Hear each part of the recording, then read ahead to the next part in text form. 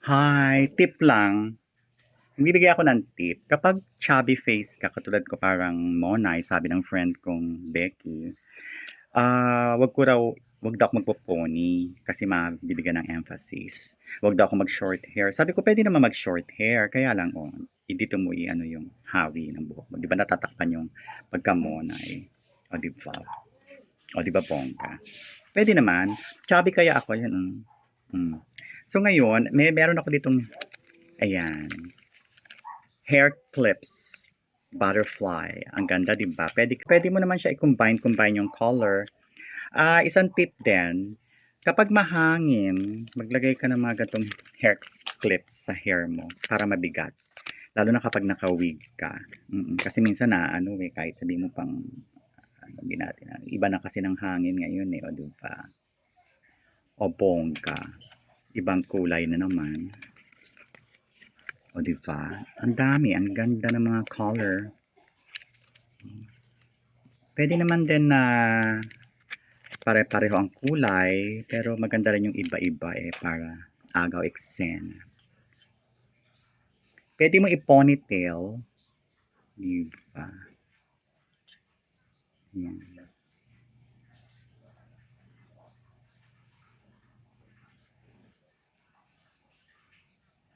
O, di ba?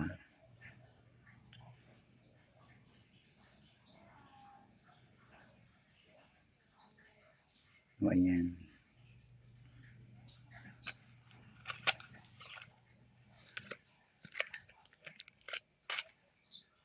O, ayan.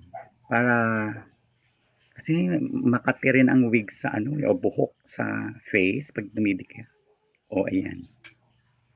Bongga. Tapos sa kabila naman, kapag mahangin, so hindi malilipa rin yung hibla ng ano mo ng hair. O dito lagyan mo dito. Kanya-kanyang drama, kanya-kanyang dramatization. O diba? O yan, para hindi yung bangs hindi magalaw, lagyan mo. O diba? Bongga. O ito naman yung gamitin natin. Kuha tayo. Ano to, napaka very affordable tong hair clip na ito. At saka colorful. Attractive. Diba? Oh, magandang ano to pang regalo kasi nakakatipid ka dahil di ba? Wow. Pwede rin sa likuran. O yan, ganun lang naman yung drama na sa buhay. Lagyan pa natin ng isa. Isang color.